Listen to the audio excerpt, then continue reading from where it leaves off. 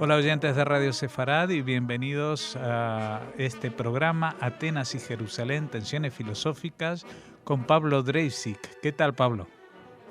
Hola, ¿qué tal, querido Jorge?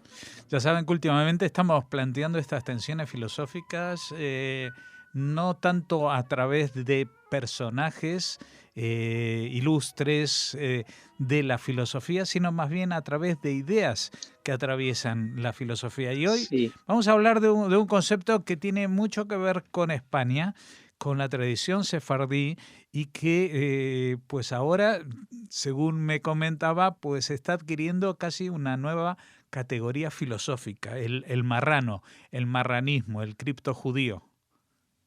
Sí, absolutamente. Bueno, para comenzar voy a hacer un poco de historia y algo que seguramente los oyentes, o muchos de los oyentes estarán familiarizados, porque digamos que es la versión tradicional, la versión con la que uno está familiarizado, con la que uno ha sido formado, y los libros que uno consultó en las bibliotecas de joven.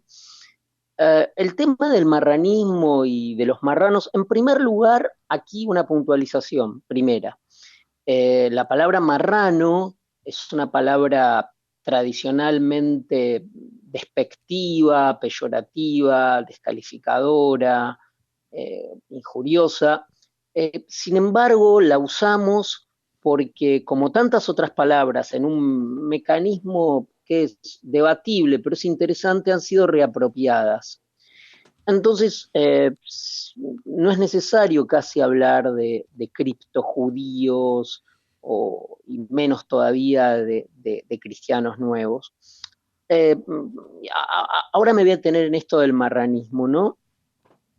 En principio decía que yo, por lo menos, y creo que muchos de los oyentes, habrán consultado los hermosos libros de Cecil Roth, el historiador británico, que comenzó a hacer la historia de los marranos, estas historias tan interesantes de la reina Esther, de los rituales íntimos y de la confesionalidad pública, de esta suerte de doble vida, al mismo tiempo los personajes destacados que venían del área de los conversos o criptojudíos o marranos.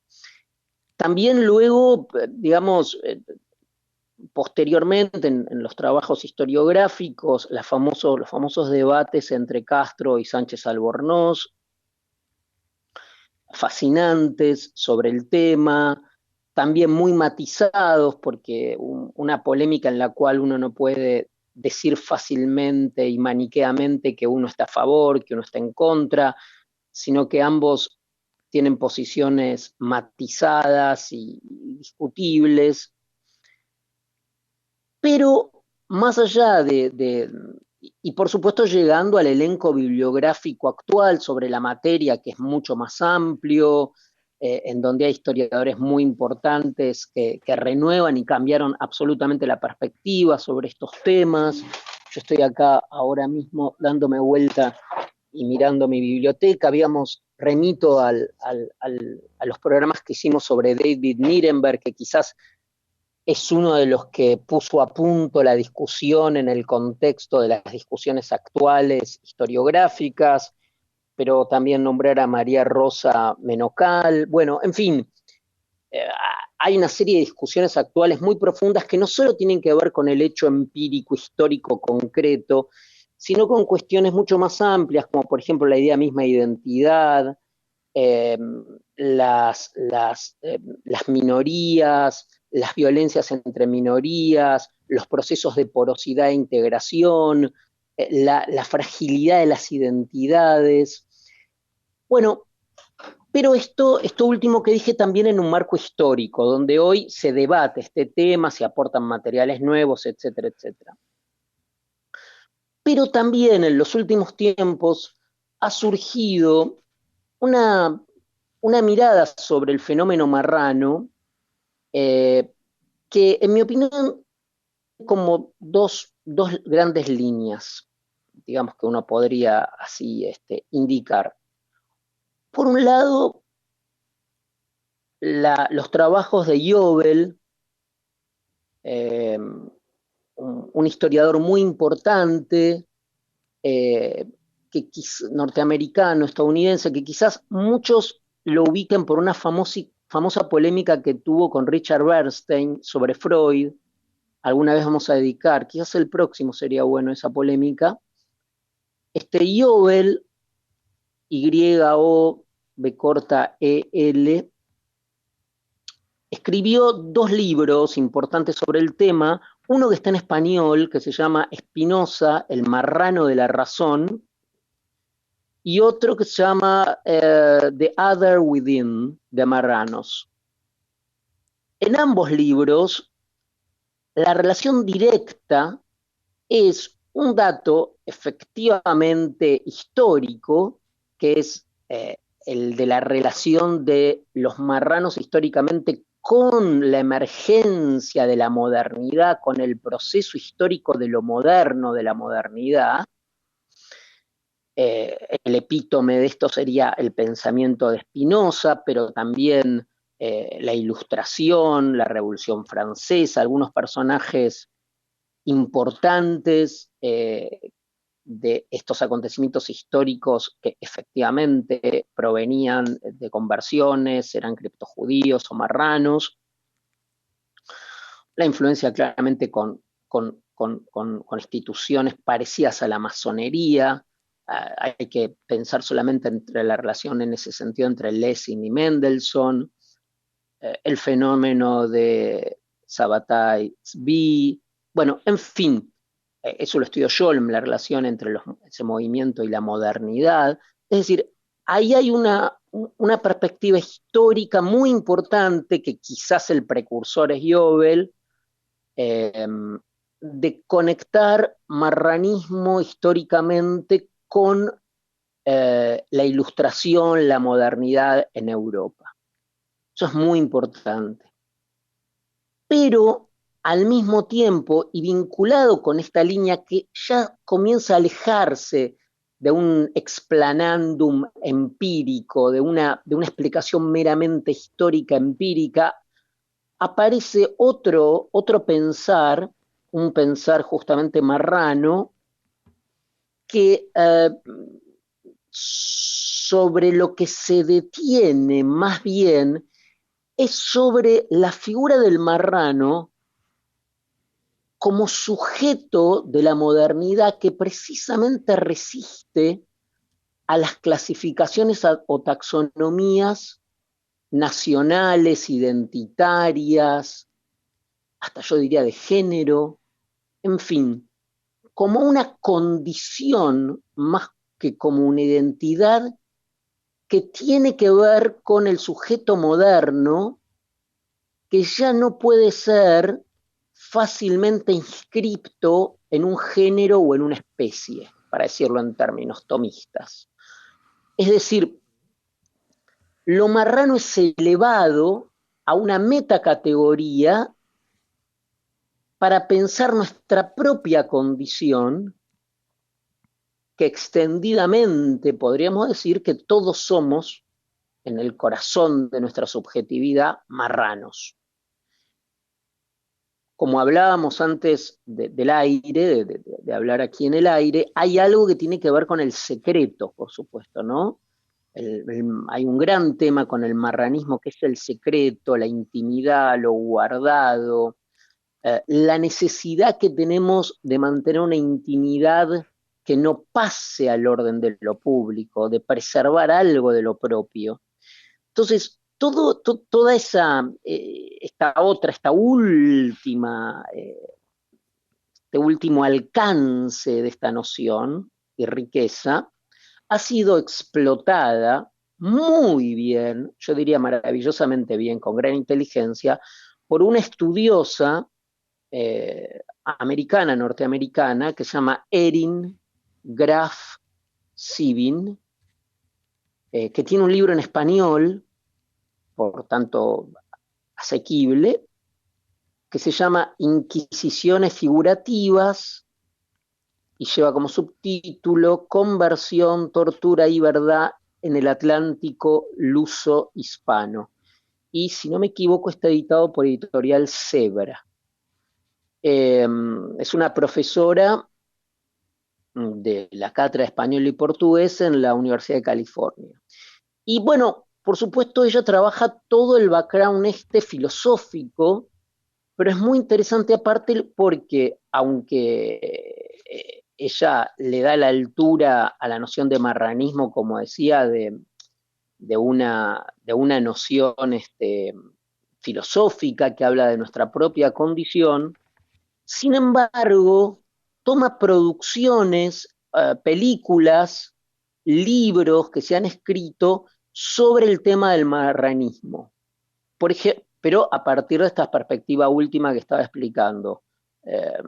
Por ejemplo, toma En el nombre de Dios, de Sabina Berman, donde está la historia de los Carvajal, toma la película El Santo Oficio de Arturo Ripstein, que a mí me encanta, que es un director mexicano que seguramente lo conoce, Jorge, que es impresionante. Toma el libro O Judeu de Bernardo Santareno y aquí lo que toma ella es esta idea tan interesante que nosotros en uno de los, no sé cómo llamarlo, episodios o conversaciones que tenemos, hicimos referencia, recuerdas, a la noción de metanoia, ¿no? Y métesis en griego, como entre dos nociones. Metanoia es conversión. Y nosotros habíamos dicho que lo fundamental del cristianismo es la idea de conversión, porque el propio cristianismo es la conversión. O sea, un cristiano es un converso. Por eso todo el problema que va a tener el cristianismo con el converso es que él es un converso. El cristianismo se define por, esto está, digamos, no estoy diciendo nada que no diga el dogma más estricto católico. Sobre todo un católico, un cristiano es un convertido, alguien que abrió su corazón a Cristo y se convirtió, pero es básicamente un judío convertido o un pagano convertido. No hay nada que funde el ser cristiano sino un acto profundo de conversión. Entonces, por eso es tan complicada la palabra conversión, porque la conversión para el cristiano es un recuerdo de su propia conversión. Por eso es algo que tiene que negar en el otro. Es una operación bastante complicada. Entonces, ahí hay, y por otra parte, la angustia, la perturbación ante el marrano, ante el converso que experimentaba el cristiano durante la Inquisición, era precisamente los lábiles límites que los separaban del mismo. Es decir, que ahí hay una cosa muy angustiante, ¿no? Porque un judío es demasiado parecido a un cristiano en este punto. Eso sería lo que Freud quizás llamó el narcisismo de las pequeñas diferencias, que es donde están los enfrentamientos mayores. Uno tiene más enfrentamiento con sus primos que con extraños, digamos, ¿no?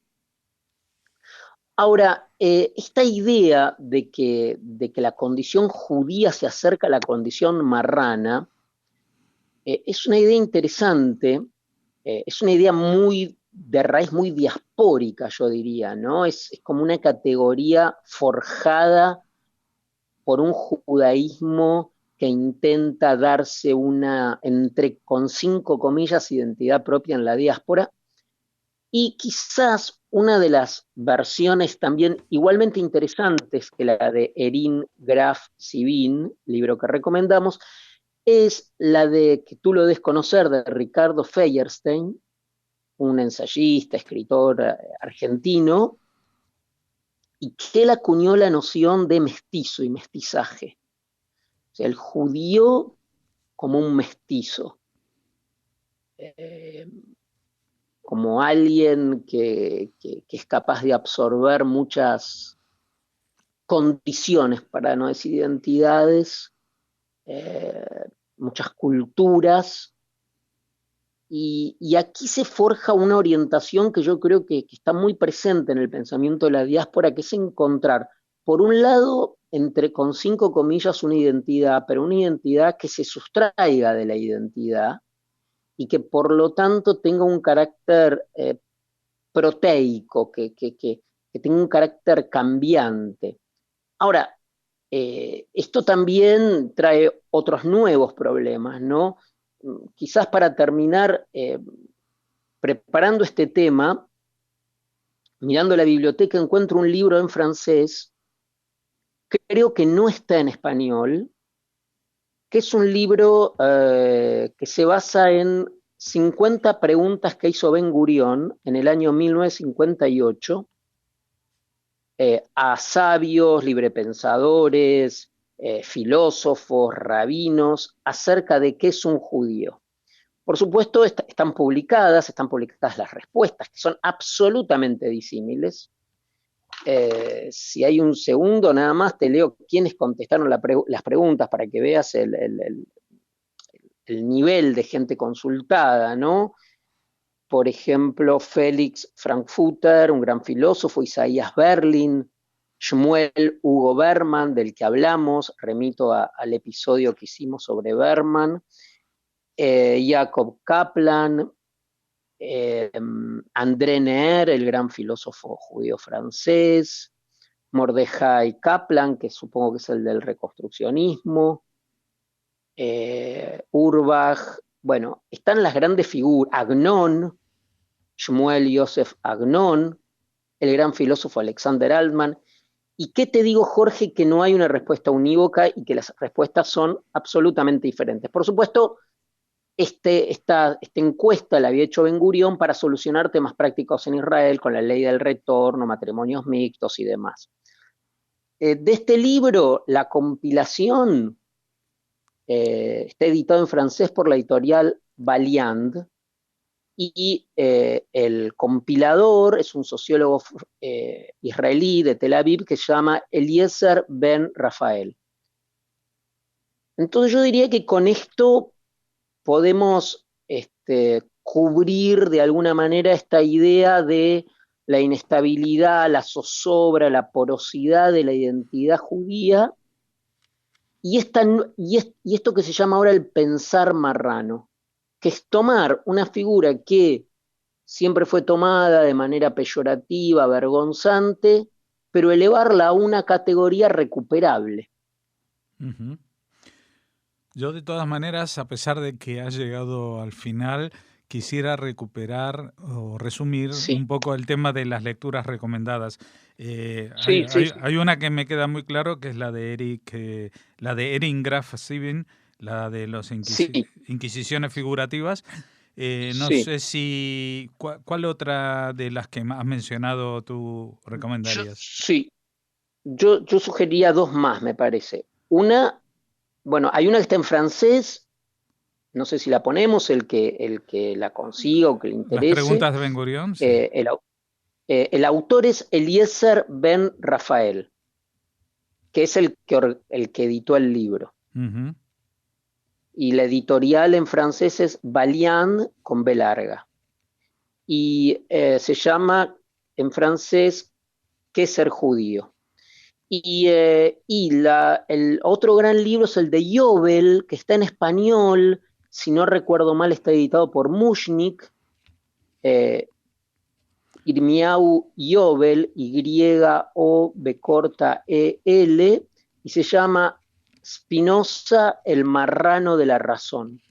Y también, por supuesto, los libros de Ricardo Feuerstein, que se llama Contraexilio y Mestizaje, muy bueno, que lo editó editorial Milá, que es la editorial de la Mutual Judía Argentina de la AMIA. Muy bien, con estas recomendaciones, pues acabamos el 2019 y abrimos la puerta a un 2020 que esperemos que sea igual de fructífero en colaboraciones con Pablo Dreisig para que nos ilustre más y más a fondo sobre la filosofía judía y sus contrastes con la filosofía clásica occidental. Muchas gracias, Pablo, y hasta la próxima. Un abrazo enorme a ti y a toda la audiencia.